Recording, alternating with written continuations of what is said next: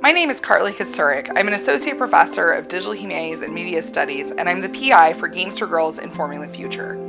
Games for Girls Informing the Future is aimed at researching and documenting the Games for Girls movement of the 1990s from multiple perspectives. Workforce diversity remains a significant hurdle to innovation in the computer game industry.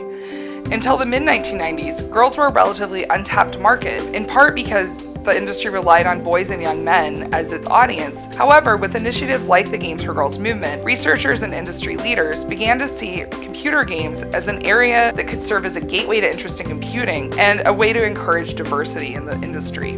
Despite its relative brevity, the Games for Girls movement is an important moment in the history of computer games and related technologies. Understanding the successes and failures of the Games for Girls movement can offer important insights into best practices for diversity initiatives and interventions.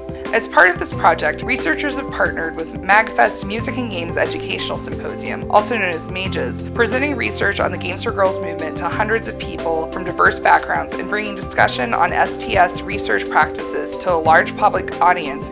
One lesson from the Games for Girls movement is that if we want more girls in computing and gaming, we really need to meet them where they are, and we need to make sure that they can see themselves in the industry and in its history.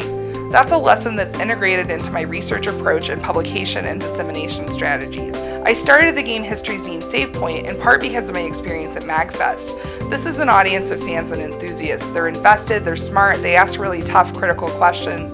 The more forms we can put research in, the more people can access it.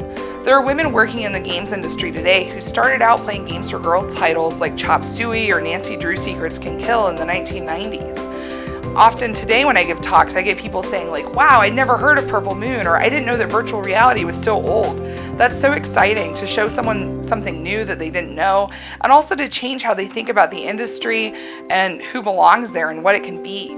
Presenting research in informal venues like fan conventions and zines means research is more easily available to the general public. At the 2020 MagFest, over 600 people attended a panel on the Games for Girls movement, and another 200 came to a panel on research methods in history of technology and science and technology studies. And materials from those talks have been incorporated into SavePoint, which has an electronic and print distribution of about 800 copies. It's a lot easier for girls to imagine themselves as computer scientists, as engineers, as game designers, when they know about women working in those fields. Games for Girls Informing the Future has an explicit goal of helping shape diversity initiatives in game development and computing, but I wanted to help regular people imagine their own futures too.